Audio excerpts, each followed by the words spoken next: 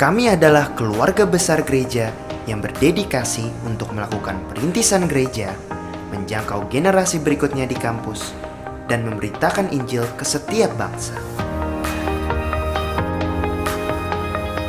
Mari, bersama-sama kita memuliakan Allah, serta menjangkau banyak bangsa dan kampus.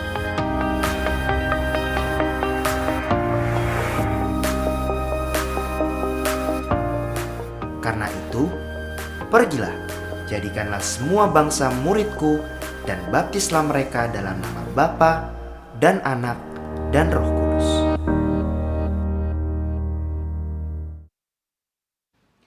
Selamat pagi dan selamat hari Minggu Jemaat Every Nation Jakarta.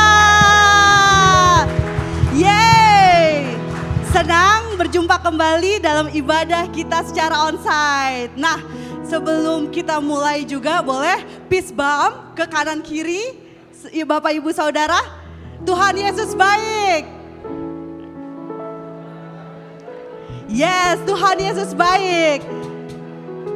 Dan saya juga mau bilang dan maupun yang melalui secara live streaming YouTube, selamat bergabung di dalam ibadah pada hari ini. Nah, selamat datang juga bagi yang baru pertama kali bergabung dalam ibadah bersama dengan kami. Perkenalkan, nama saya Irma, saya adalah salah satu kampus misionaris di Every Nation Jakarta. Sebelum kita memulai ibadah, saya kembali mengundang Bapak, Ibu, Saudara-saudari untuk mengikuti Parents Equipping Session. Acara ini terbuka untuk umum, bisa buat siapa aja nih ya. Jadi Bapak, Ibu, Saudara-saudari bisa mengundang kerabat, rekan, teman untuk mengikuti sesi ini. Sesi ini tuh sangat bagus nih, bisa lihat kan di sini tentang metaverse dan dampaknya untuk generasi alfa. Generasi alfa itu lahir pada tahun 2011 sampai 2025. Jadi kita persiapkan untuk anak-anak kita mungkin di dalam dunia metaverse ini juga. Sangat bagus karena narasumbernya adalah Dr. Andik Wijaya akan membagikan hasil research terkini dan diintegrasikan dengan prinsip pemuritan serta biblical parenting. Bagus kan? Nah, ini adalah salah satu tanggung jawab juga sebagai keluarga Kristen, gereja, baik sekolah juga, karena siap menyambut kehadiran mereka. Jadi kita dipersiapkan lagi nih ya untuk adanya dunia metaverse ini juga. Jadi daftarkan segera diri Anda melalui website Every Nation Jakarta. Excited? Yes, kita belajar bersama-sama. Amin. Nah, yang kedua nih aku tahu banget nih, excited banget untuk ibadah secara onsite, iya enggak? Iya kan? Mana suaranya yang excited buat ibadah secara onsite?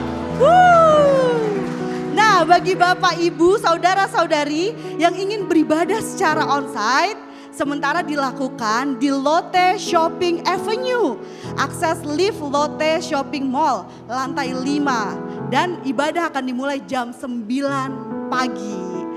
Nah, silahkan kunjungi website Every Nation Jakarta untuk melakukan pendaftaran karena kapasitas kursi yang terbatas. Makanya buru-buruan ya gak sih, ya kan? Dan pendaftaran ini dibuka pada hari Senin. Jadi kalau udah hari Senin nih langsung habis berdoa daftar ibadah untuk hari Minggu, ya kan? Dan setelah mendaftar minimal ini telah divaksin 1 kali. Nah, bila Bapak Ibu berhalangan hadir untuk datang ibadah hari Minggu, boleh tolong untuk membatalkan atau menginformasikan kepada kami melalui email. Nah, mari kita sekarang memuliakan Tuhan dengan persembahan dan persepuluhan kita. Firman Tuhan dalam Tawarikh 1 Tawarikh 29 ayat 9 berkata, bangsa itu bersukacita karena kerelaan mereka masing-masing, sebab dengan tulus hati mereka memberikan persembahan sukarela kepada Tuhan. Juga Raja Daud sangat bersukacita. Jadi hari ini kita akan memberikan pemberian yang terbaik dengan hati yang sukacita. Amin. Mari kita berdoa. Tuhan, terima kasih untuk hari ini. Terima kasih Tuhan untuk setiap berkat yang Kau berikan kepada kami Tuhan. Bahwa Engkau baik Tuhan dalam setiap kehidupan kita. Engkau baik Tuhan untuk selalu provide, menyediakan apa yang kita mau juga Tuhan. Tuhan berkati pemberian kami biar pemberian ini bisa memperlebar kerajaan-Mu Tuhan. Terima kasih Tuhan. Di dalam nama Yesus kami berdoa dan mengucap syukur. Amin. Dan persembahan dapat dilakukan secara online melalui rekening dan QR Code yang terlampir di layar. Terima kasih untuk kesetiaan hati saudara. Mari sekarang kita siap untuk memuji dan memuliakan nama Tuhan. Mari bangkit berdiri.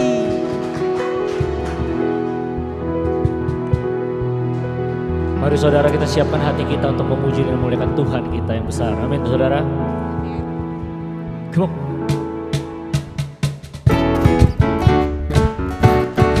Mari kita merayakan kasih-Nya yang tidak berkesudahan dalam hidup ini. Come on.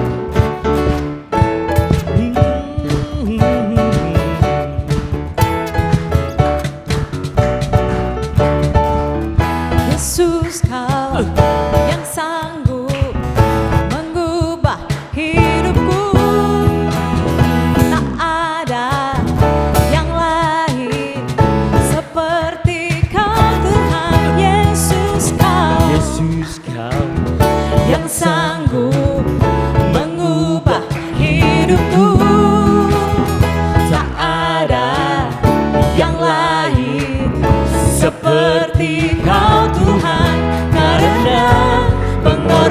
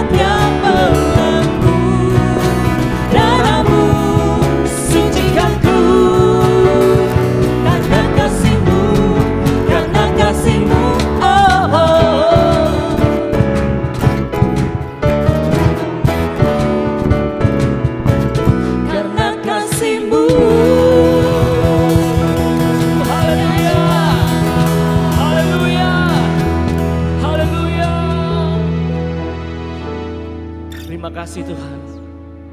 Terima kasih untuk kasih-Mu Tuhan dalam hidup kami. Terima kasih untuk kebaikan dan kemurahan Tuhan yang tidak berkesudahan. Terima kasih Tuhan, kami menyembah Allah yang hidup, Allah yang baik, dan Allah yang perkasa. Tuhan, kami mau menjaga hati kami Tuhan. Kami mau menjaga hati kami dengan segala kewaspadaan Tuhan. Supaya kami terus mengingat setiap detil dalam kehidupan kami yang boleh kami lewati hari ini bukan karena kuat dan gagah kami, tapi hanya karena kemurahan Tuhan dan sayang yang Kau bagi kami. Terima kasih Tuhan. Terima kasih untuk setiap hal baik yang boleh kami nikmati Tuhan di dalam hidup ini. Thank you Jesus.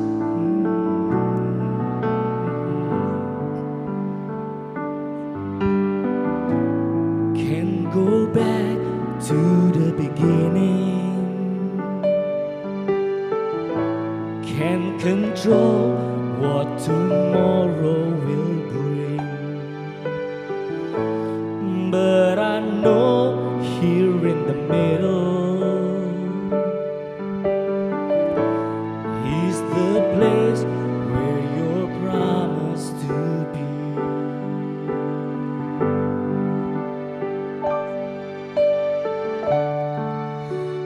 Not enough unless you come.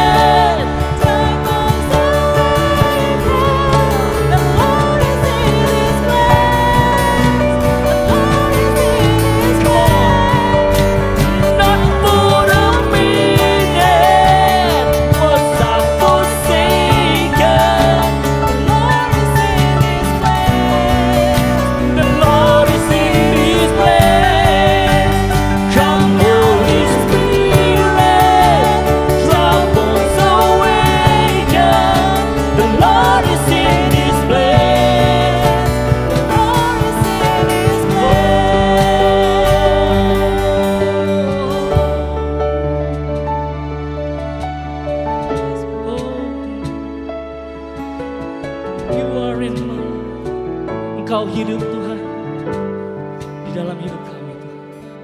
Thank you Jesus. Thank you Jesus. Haleluya.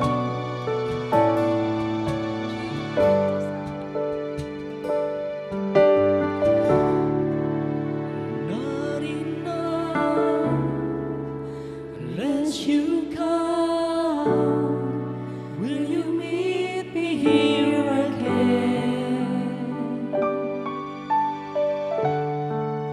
'Cause all I want is all you are.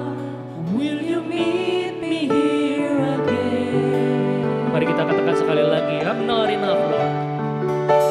Not enough unless you come. Will you meet me here again? 'Cause all I want is all you are. Will you meet me here again?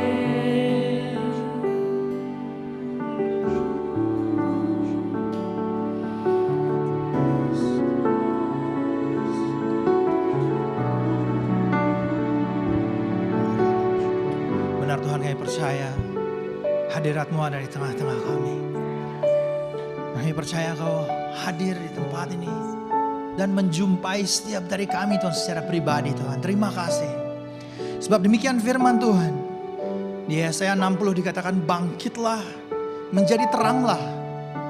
Sebab terang-Mu datang dan kemuliaan Tuhan terbit atasmu.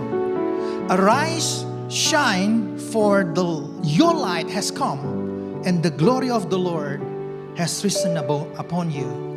Tuhan mengingatkan buat setiap dari kita di tempat ini. Mungkin ada beberapa dari saudara mulai melangkah dengan iman di dalam pekerjaan, di dalam usaha, dalam bisnis, bahkan dalam kuliah mungkin.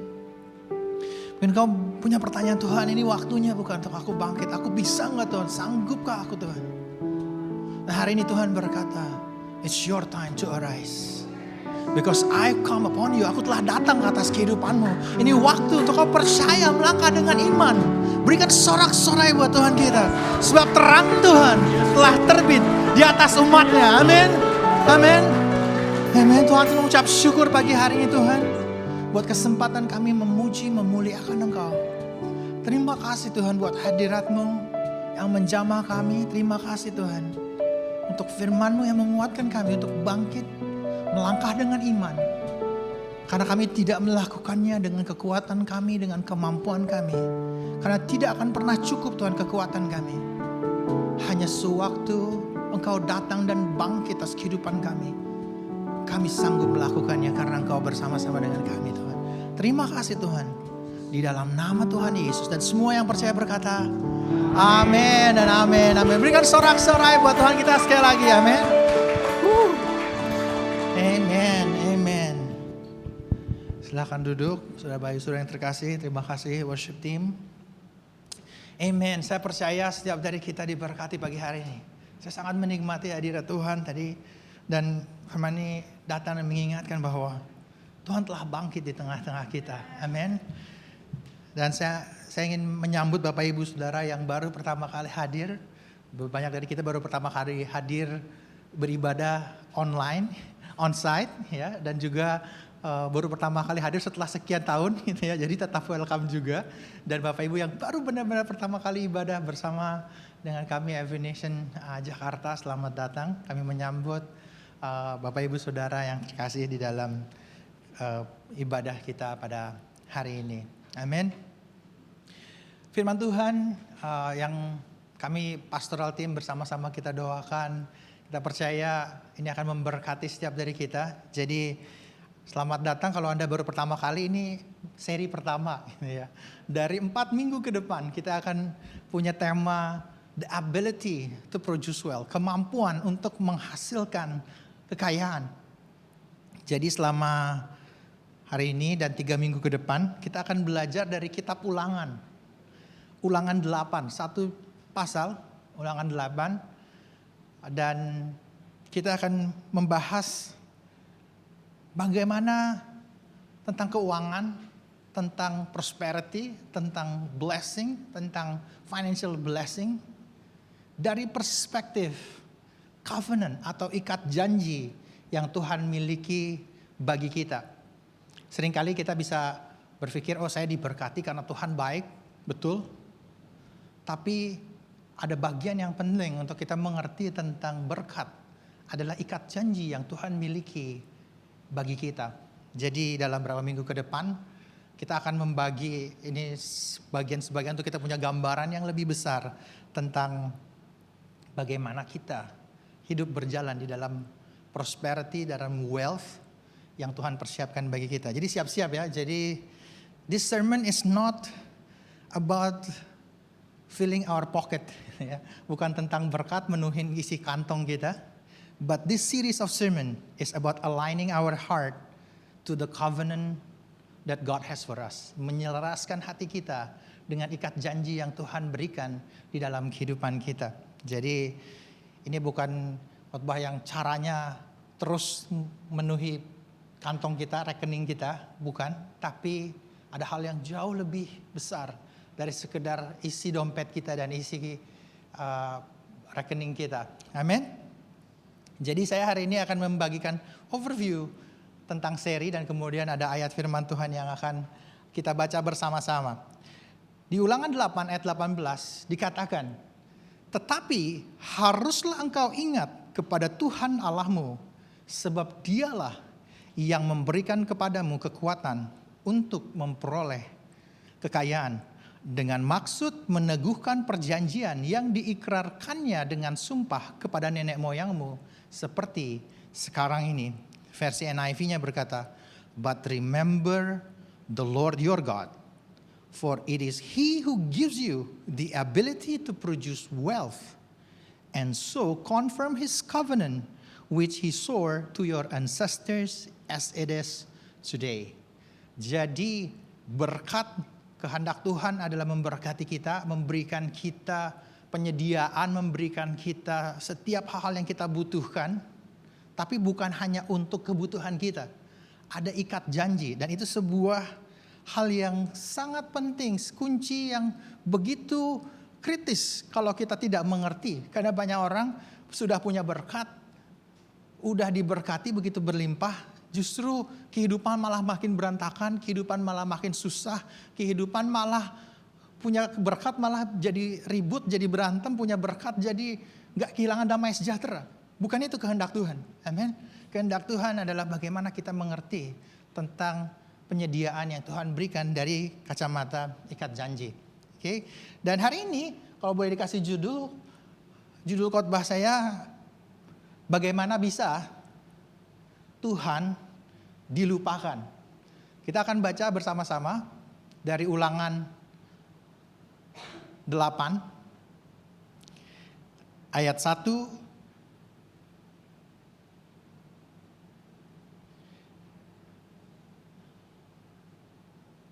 Oke, saya diminta pause dari yang video online, saudara, maaf. Oke. Jadi kita pause sebentar. Saudara bisa membuka sementara menunggu Ulangan 8 ayat 1, kemudian ayat 11 sampai 14.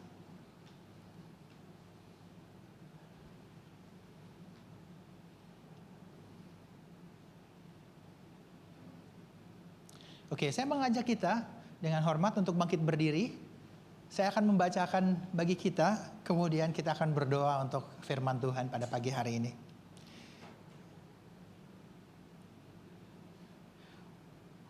Ulangan 8 ayat 1.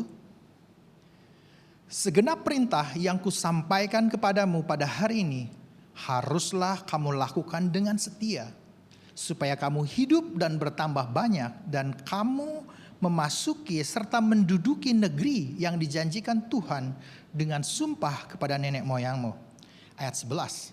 "Hati-hatilah supaya jangan engkau melupakan Tuhan Allahmu dengan tidak berpegang pada perintah, peraturan dan ketetapannya yang kusampaikan kepadamu pada hari ini. Dan supaya apabila engkau sudah makan dan kenyang, mendirikan rumah-rumah yang baik serta mendiaminya, Dan apabila lembu sapimu dan kambing dombamu bertambah banyak, dan emas serta perakmu bertambah banyak, dan segala yang ada padamu bertambah banyak, jangan engkau tinggi hati sehingga engkau melupakan Tuhan Allahmu yang membawa engkau keluar dari tanah Mesir, dari rumah perbudakan. Mari kita berdoa. Tuhan, terima kasih untuk firman-Mu yang kami dengar bersama-sama pada pagi hari ini, berbicara ke dalam hati kami, untuk kami bisa hidup mengingat Engkau dan tidak melupakan kebenaran firman-Mu dan tidak melupakan Engkau di dalam kehidupan kami. Di dalam nama Tuhan Yesus kami berdoa, dan semua yang percaya berkata, amin. Silakan duduk Bapak Ibu Saudara. Waktu saya mempersiapkan ayat firman Tuhan ini, saya bolak balik, saya dikatakan berulang kali sebenarnya, bukan hanya di ulangan 8, di seluruh kitab ulangan. Ingat, jangan lupain Tuhan. Ingat Tuhan, jangan lupain. Gitu ya. Dan kalau saya boleh berikan latar belakangnya, buat bangsa Israel ini adalah momen di mana mereka sudah di sisi timur dari tanah perjanjian. Jadi Musa di akhir kehidupannya, jadi ulangan seluruh kitab ulangan itu seperti mengulang, kalau Indonesia ulangan, tapi seperti kayak benar-benar disalin lagi gitu, dikatakan lagi. Ini seperti khotbahnya Musa kepada bangsa Israel sebelum mereka masuk ke tanah perjanjian. Dan ini adalah momen-momen terakhirnya Musa. Jadi kalau istilahnya khotbah yang paling all out buat Musa, ya udah nih, ini udah se-all outnya yang bisa dicatat, ya dicatat gitu ya. Dan mereka dikatakan, ingat Tuhan ya, jangan lupa ya, kamu udah 40 tahun di padang gurun, di dalam perjalanan itu kamu udah lihat bagaimana, betapa luar biasanya Tuhan. Bangsa di mana di dunia dapat makan roti dari langit turun, burung puyuh datang, mereka mau makan daging bisa. Di tengah-tengah padang gurun mereka ngalamin itu. Batu keluar air, tempat di mana nggak ada air mereka bisa ada air. Diserang oleh bangsa-bangsa di sekeliling mereka, tetap bertahan hidup, tetap menang gitu ya. Dan mana ada bangsa yang seperti itu. Dan Musa bilang, kamu udah lihat tuh Tuhan seperti itu, Tuhan ingat ya, sekarang kamu akan masuk tanah perjanjian nih. Jadi Musa bilang, ini yang kamu akan alami, kamu punya rumah dan sebagainya.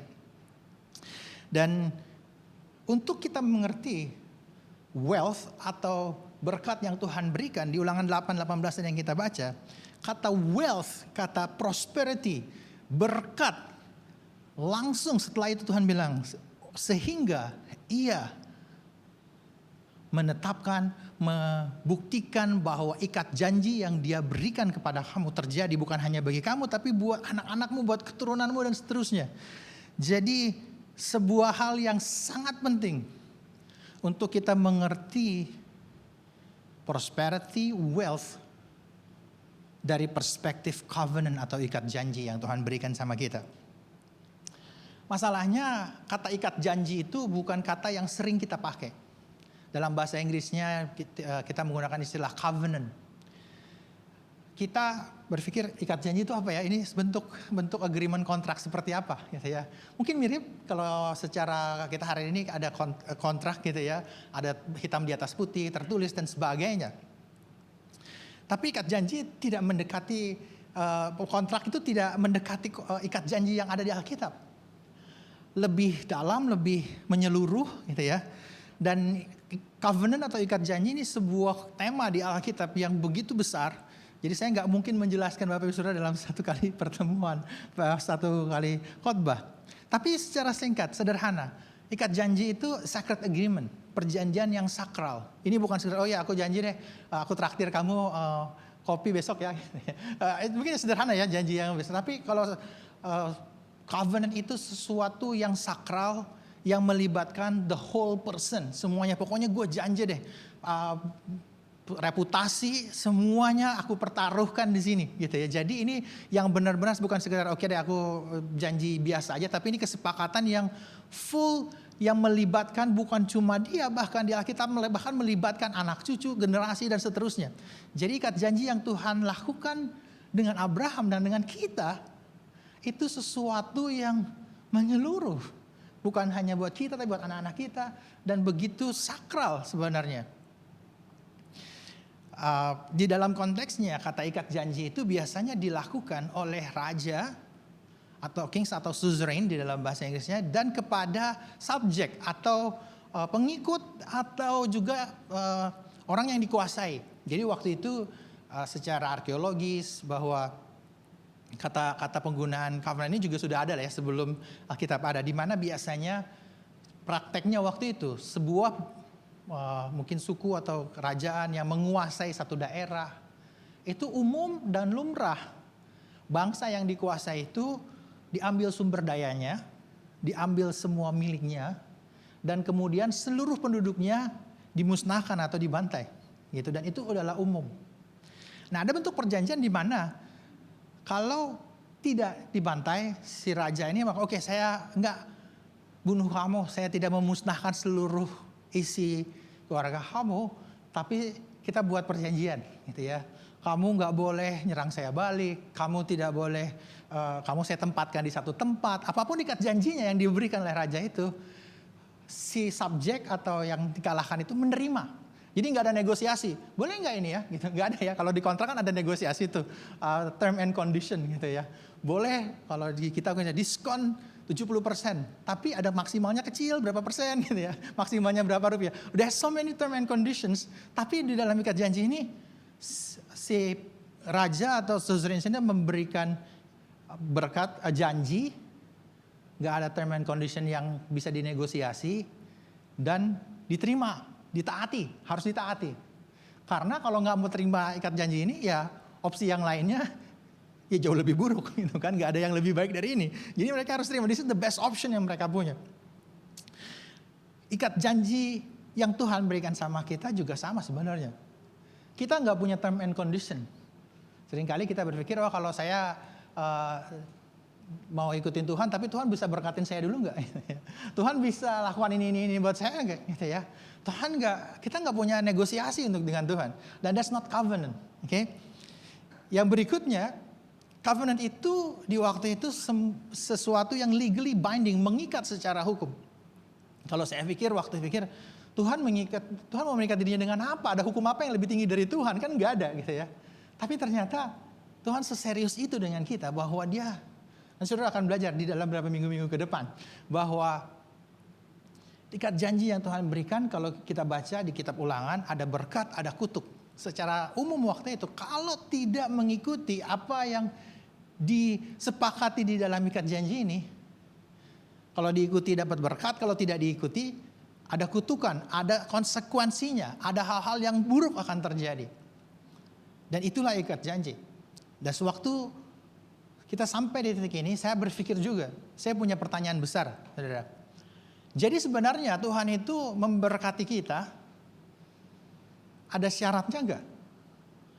Kalau saya diberkatin, kalau saya taatin ini semua apa yang Tuhan bilang, lalu Dia berkatin saya. Atau apakah Dia berkatin kita karena dia punya kemurahan sama kita, dia berkatin kita, Dia buat kita luar biasa, berlimpah, semata-mata karena anugerahnya Tuhan. Saudara punya pertanyaan seperti itu? Saya punya pertanyaan seperti itu. Jadi berkat Tuhan itu conditional atau enggak? Kabar baiknya, ini pertanyaannya susah dan yang jawab bukan saya nanti 3 minggu, 4 minggu ke depan gitu ya. Jadi nggak akan di cover hari ini, tapi saudara harus stay tune gitu ya. Kalau di Marvel ini teasernya namanya. So you will go through the answer for that question. Tapi buat kita hari ini, saya akan angle covenant dari perspektif consumer relationship. Seringkali kita berinteraksi dengan Tuhan dengan mindset bukan covenant tapi consumer relationship. Consumer relationship adalah hubungan yang kita bangun, kita lakukan dengan vendor. Sekali lagi tidak ada yang salah dengan consumer relationship, ada tempatnya. Ya tentu, consumer relationship maksudnya gini, saya akan punya hubungan dengan vendor berdasarkan pengalaman, perasaan, keinginan, dan kepuasan yang saya perlu dapatkan. Ya, apakah kita punya vendor makanan gitu ya? Bapak Ibu sudah di sini ya, udah mulai ada catering, ada vendor apapun gitu ya. Tapi pada intinya kita melakukan hubungan bersama dengan mereka berdasarkan kebutuhan saya. Kalau misalnya mereka bisa memenuhi kebutuhan saya, memberikan kepuasan buat saya secara jasa, secara servis, kita akan tetap punya hubungan itu. Jadi yang sering istilah katanya itu, as long as you keep adjusting to my needs, we still have the relationship. Dan bagi Bapak Ibu Saudara yang bergerak di bidang jasa, servis, tantangannya adalah customer service gitu ya. Karena kebutuhan, keinginan customer selalu bertambah, makin lebih baik, dan penyedia-penyedia jasa lainnya selalu muncul ya. Dan di dalam consumer relationship ini kita seringkali berpikir bahwa I'll stay with you in this relationship as long as you provide me a good service, a good product, with a good price, with a good timing, gitu ya. Tapi if someone else provide better price, better timing, better semuanya, better suit my needs, we end the relationship, we move. Betul nggak? Kalau ada yang memberikan service lebih baik, lebih memuaskan, saya pindah. Artinya in this relationship, my needs more important than the relationship. Kebutuhan saya lebih penting dari hubungan yang kita miliki. Kembali lagi, nggak ada yang salah dengan vendor relationship ya, consumer relationship. Oke? Masalahnya adalah ketika kita menerapkan mindset ini di dalam hubungan covenant relationship. Covenant relationship di dalam kehidupan kita, saya ambil contoh mungkin pernikahan. Hubungan suami istri, it's a covenant relationship, ikat janji yang kita buat dengan pasangan kita di hadapan Tuhan. Jadi bukan cuma berdua nih, sekarang ada Tuhannya di dalam pernikahan kita. Di dalam covenant relationship, dasarnya adalah keberlangsungan hubungan kita. Jadi keberlangsungan hubungan kita lebih penting dari kebutuhan-kebutuhan kita. The sustenance of our relationship is more important than our needs.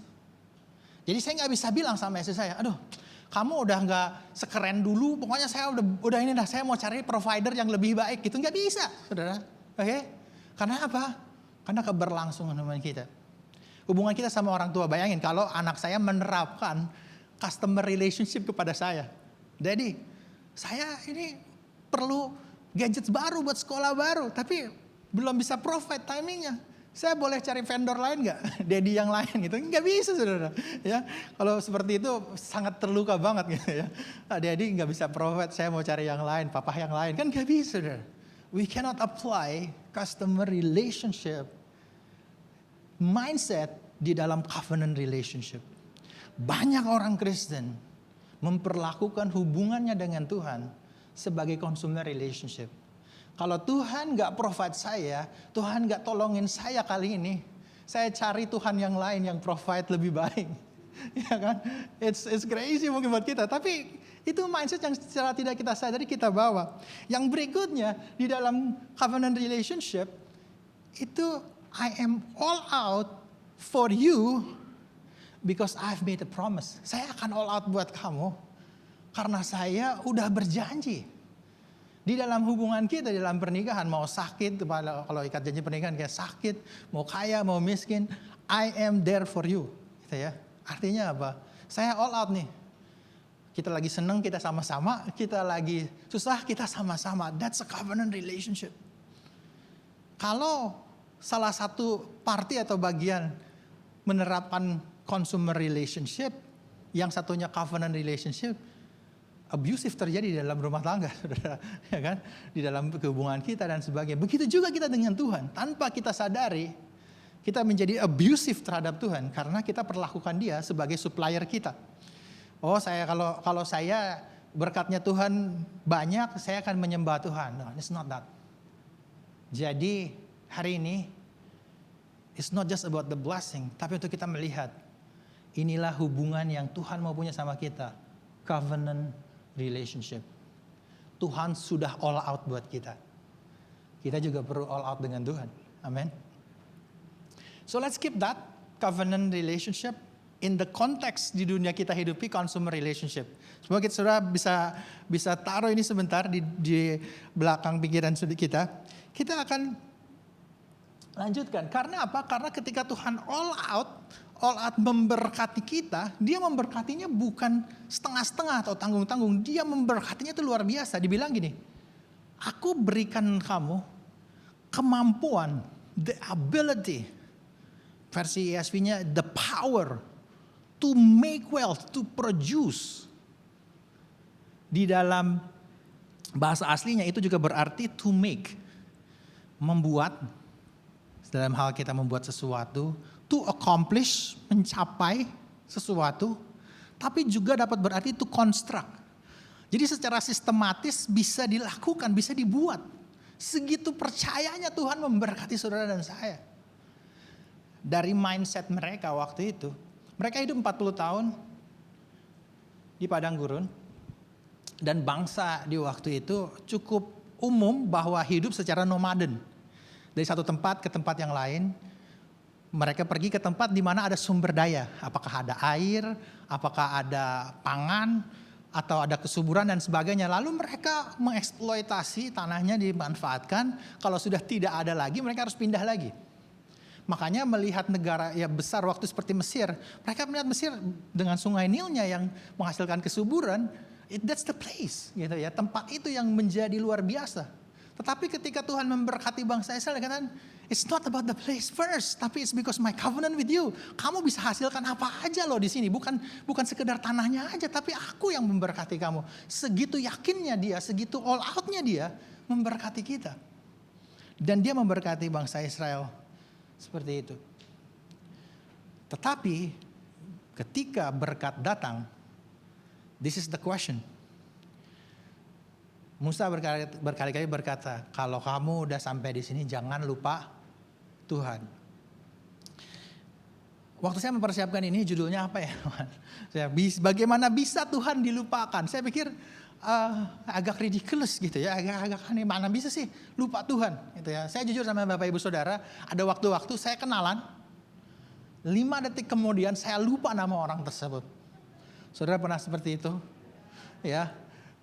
Bukan saya doang ya, oke. Jadi kadang lupa, benar-benar lupa. Atau saudara pernah ketemu teman SD atau teman lama, aduh masa kamu lupa sih sama saya gitu ya. Pernah digituin gak? Canggung banget kan, gak enak banget ya.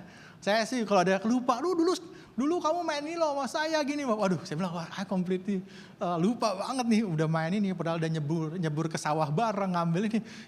Dia ingat saya gak ingat dia sama sekali gitu. Dan saya bilang, waduh. I feel bad gitu, aduh kok saya bisa lupa dia separah itu gitu ya.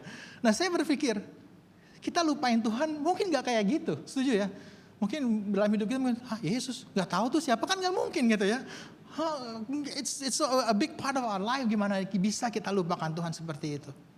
Tentu kita tahu Musa maksudnya waktu dia mengatakan jangan lupa Tuhan, bukan yang kayak gitu. Waktu saya siapin ini saya tanya nih, masa ada sih orang bisa lupain Tuhan kayak gitu ya? Nggak masuk akal banget tuh orang. Gitu ya. Lalu Tuhan ingin saya, kamu kayak Petrus juga, gitu kan? Tuhan saya nggak akan nyangkal Tuhan. Wah semua boleh ninggalin, tapi saya nggak bakal, gitu kan?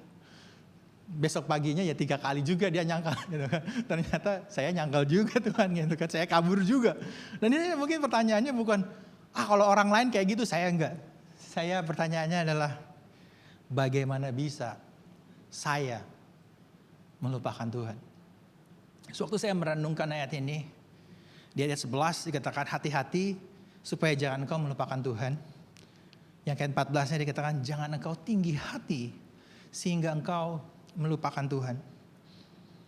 Kita bisa melupakan Tuhan sebagaimana yang firman Tuhan katakan. Di dalam nuansa atau konteks yang bukan seperti tadi. Kita lihat di ayat 12.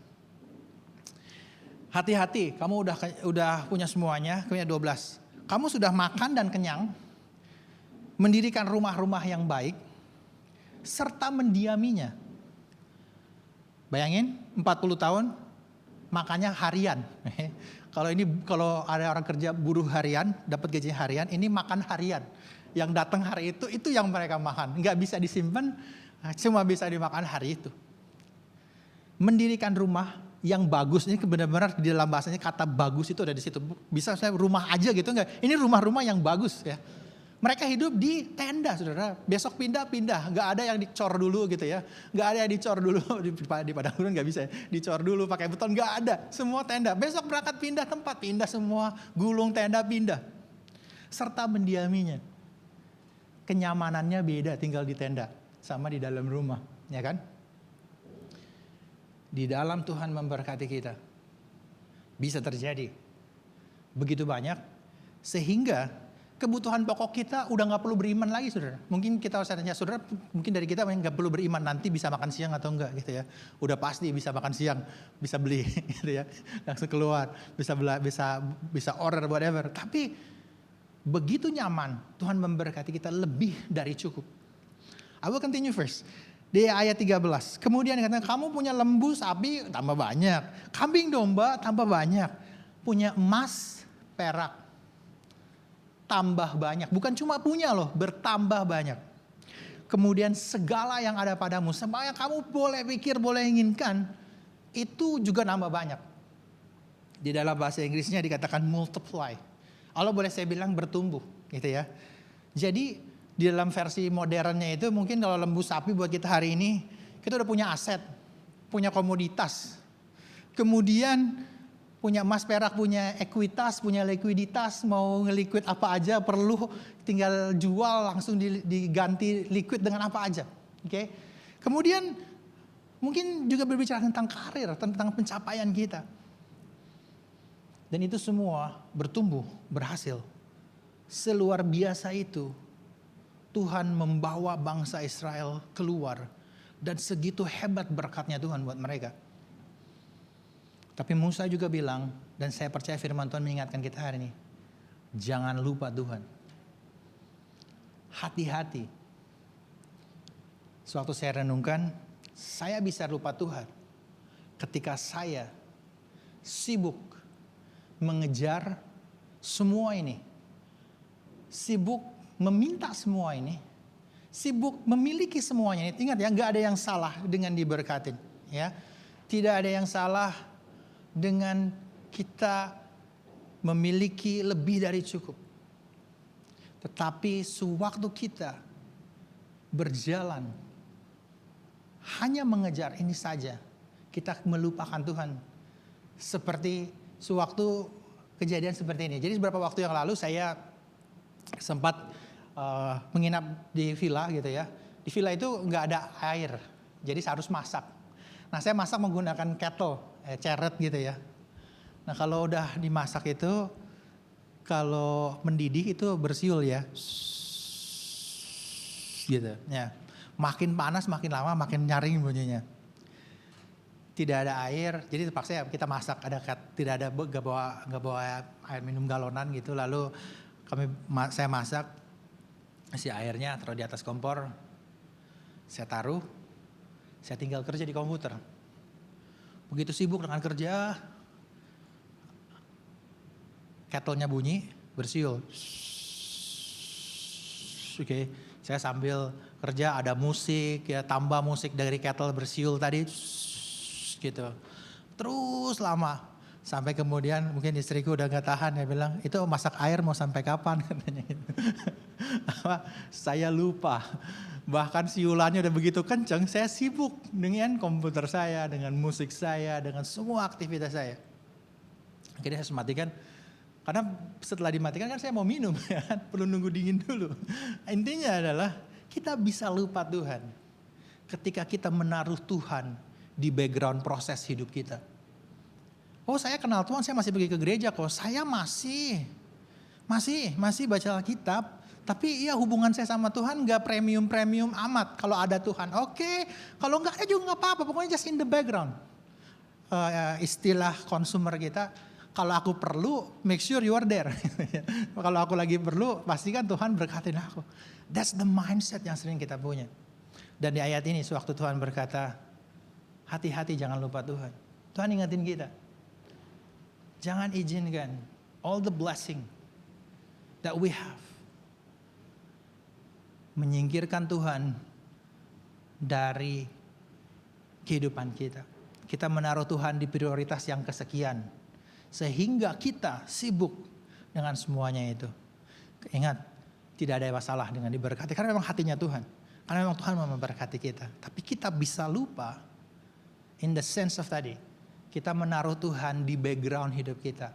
Hubungan kita sama Tuhan gak prioritas. Baca firman Tuhan gak prioritas. Doa juga, Tuhan sorry ya gak doa hari ini.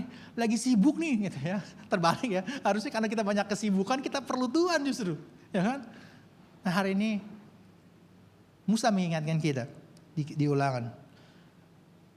Ketika kita punya berkat, jangan taruh Tuhan di background hidup kita. Jadikan dia prioritas, tetap menjadi sumber di dalam kehidupan kita. Yang berikutnya, saya juga berpikir gimana saya bisa melupakan Tuhan. Musa bilang, jangan kau tinggi hati sehingga engkau melupakan Tuhan. Artinya, kesuksesan kita bisa membuat kita lupa Tuhan. Saya kasih ilustrasi, berapa waktu yang lalu saya bersepeda, gitu ya, beberapa dari saudara mungkin bersepeda, nggak harus angkat tangan, gitu ya. Saya kasih sepeda ini karena nggak ada mereknya, gitu ya. Takut kalau ada mereknya, wah nanti endorse, gitu ya. Bukan endorsement, gitu. Nah, di dalam sepeda itu saya bersepeda, pakai sepeda, terus kemudian lama-lama kayaknya enak pakai di dalam sepeda itu ada alat namanya cleat, gitu ya. Di dalam injekannya, bukan saddle ya, apa namanya cranknya itu ada cleatnya.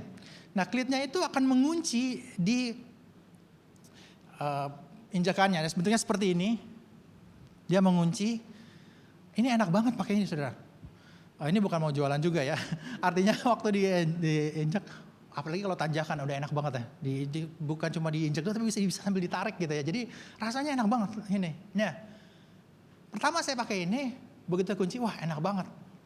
Keluar dari rumah cobain, ternyata ngelepasnya nggak gampang.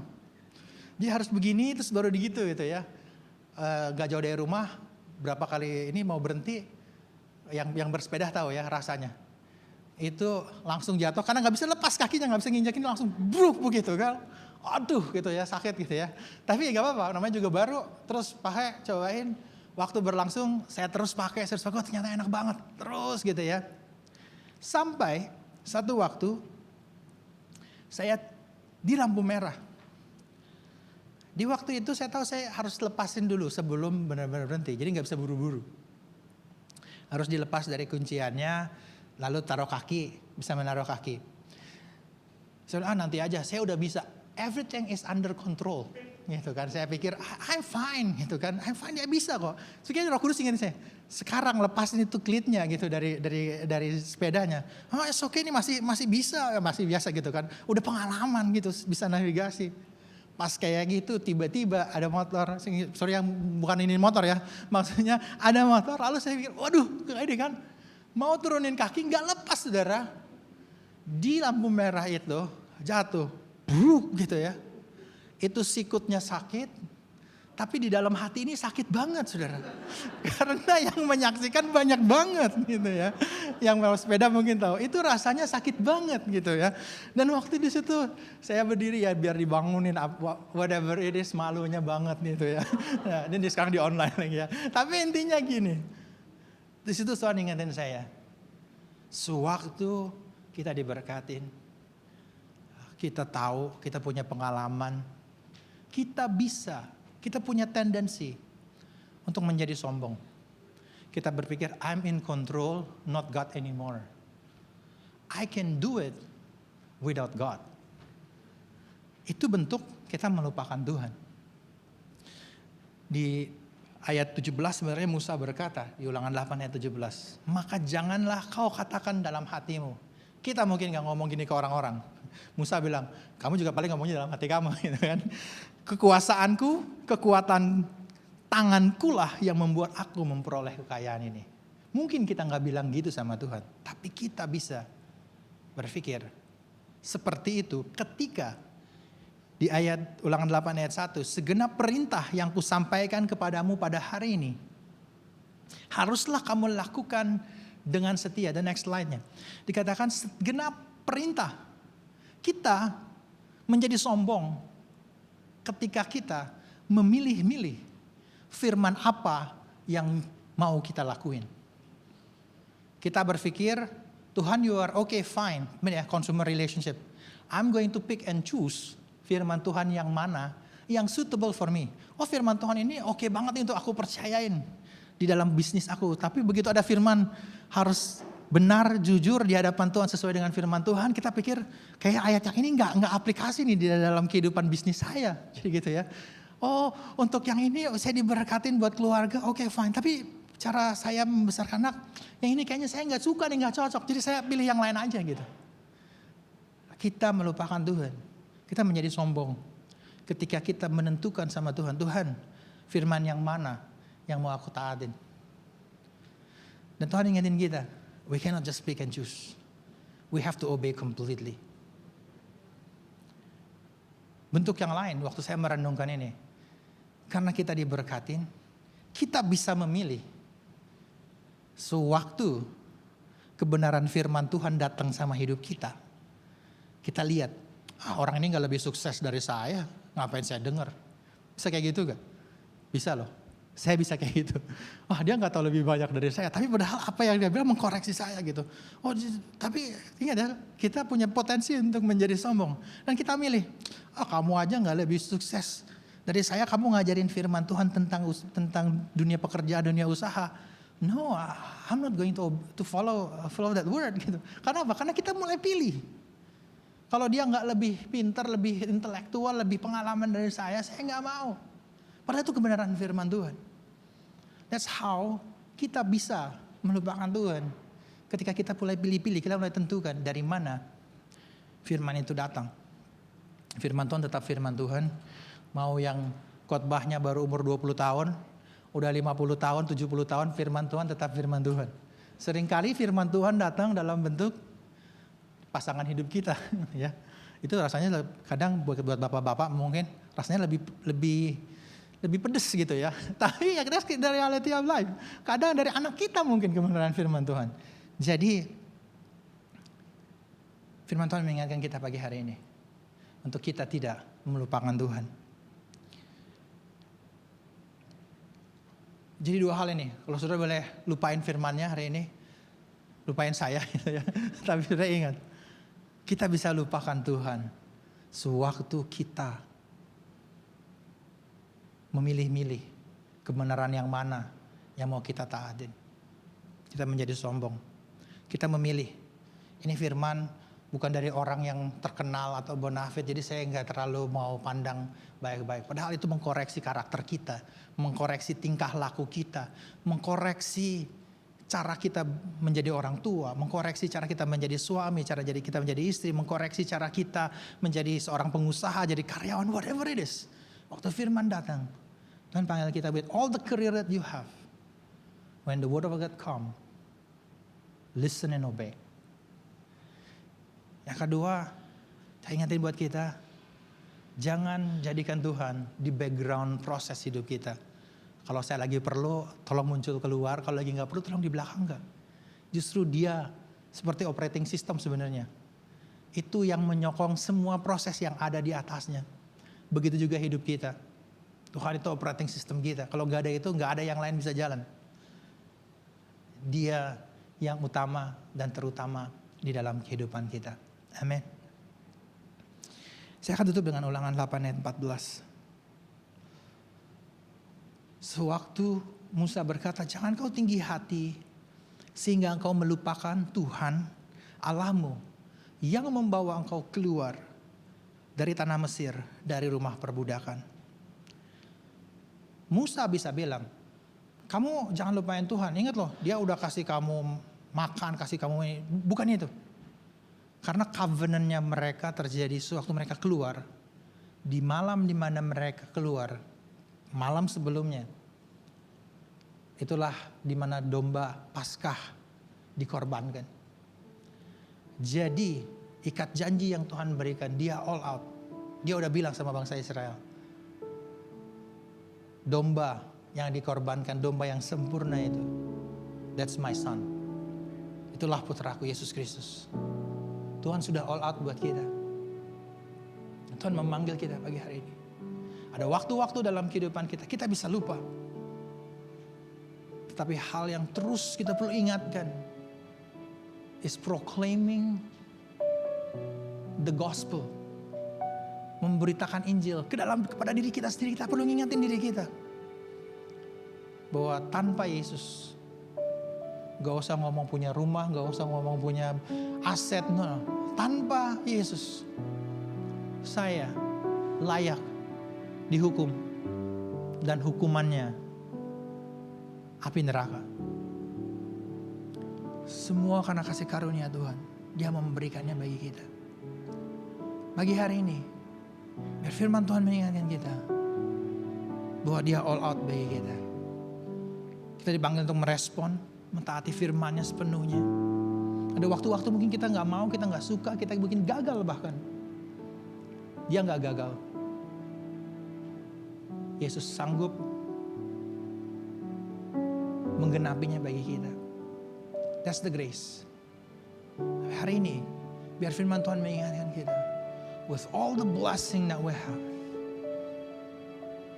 God has the covenant for us. Bahkan di Roma dikatakan, Kristus telah mati bagi engkau ketika engkau masih berdosa. Dia gak ambil semua berkatnya sewaktu kita berdosa. Sewaktu kita gagal, kita jatuh. Dia ingatkan kita bahwa my son died for you. Jesus died for you. Mari kita bangkit berdiri. Tuhan, kami mau mengambil waktu untuk merespon kebenaran ini. Saya mau ambil waktu buat kita. Kita merenungkan kembali apa yang Kristus telah lakukan di dalam kehidupan kita. Masa lalu kita, tanpa Kristus kita layak dihukum. Tapi karena kasih karunia-Nya, Dia datang ke dunia, mati bagi kita. Dan hari ini Tuhan yang sama berkata kepada kita, Aku yang membawa engkau keluar dari kegelapan kepada terangku yang ajaib. Dari hukuman dosa kepada hubungan yang kekal bersama dengan aku. Demikian firman Tuhan. Bagi Bapak Ibu Saudara di tempat ini yang belum pernah menjadikan Kristus Yesus sebagai Tuhan, mungkin sudah bingung, Tuhan, what should I do? Aku mau punya hubungan bersama dengan Engkau. Saya bisa berkata, Tuhan Yesus, masuk ke dalam hatiku. Aku perlu Engkau Tuhan. Aku perlu Engkau tinggal dalam hatiku, menjadi Tuhan, menjadi penguasa dalam hidupku. Kalau saudara berdoa demikian, sebenarnya firman Tuhan berkata, Yesus datang dalam kehidupan saudara. Bagi Bapak Ibu Saudara yang tempat ini, mungkin saudara ada waktu-waktu dalam kehidupan saudara berkata, Tuhan, saya mungkin juga lupakan Tuhan, in more or less. Tapi Tuhan hari ini tidak menghakimi, tapi Tuhan berkata, come to me. Remember, ingat bagaimana engkau pertama kali mengenal Kristus. Apapun keadaanmu hari itu, Tuhan menerima, Tuhan mengasihi, Tuhan menebus engkau. Dan Tuhan ingatin, terus hidup di dalam berita Injil, di dalam kehidupanmu. Tuhan, kami mengucap syukur buat kebenaran firman-Mu hari ini Tuhan. Bahwa kami ada sebagaimana kami ada hari ini karena kasih karunia dan kemurahan-Mu. Terima kasih untuk mati bagi kami. Terima kasih untuk setiap berkat yang Kau berikan dalam kehidupan kami. Kami tahu kami tidak menjadi lebih rohani ketika kami diberkati. Atau kami tidak memiliki sesuatu, artinya kami kurang percaya. Karena kami tahu Engkau punya ikat janji buat kami. Kau ingin punya hubungan bersama dengan kami. Terima kasih Tuhan buat firman-Mu hari ini. Mari saudaraku, saya mengajak kita mengangkat tangan. Tuhan, aku berdoa, aku melepaskan berkat-Mu bagi jemaat-Mu. Berkat untuk berjalan di dalam hubungan bersama dengan Engkau. Living in the covenant with you God. Aku mengutus mereka Tuhan, untuk memberitakan Injil kepada diri mereka dan juga kepada sekeliling mereka Tuhan. Bagaimana luar biasa Engkau bekerja. Aku berdoa biar wajah-Mu bersinar atas semangat-Mu Tuhan. Biar mereka bangkit melakukan kebenaran-Mu. Hidup di dalam penyediaan yang Kau berikan bagi mereka. Berkati pekerjaan mereka, berkati usaha mereka, berkati sekolah, kuliah, karir mereka Tuhan. Di dalam nama Tuhan Yesus, biar nama-Mu ditinggikan. Dan semua yang percaya berkata, amin dan amin. Berikan sorak-sorai buat Tuhan kita. Amin. Selamat hari Minggu, Tuhan Yesus memberkati.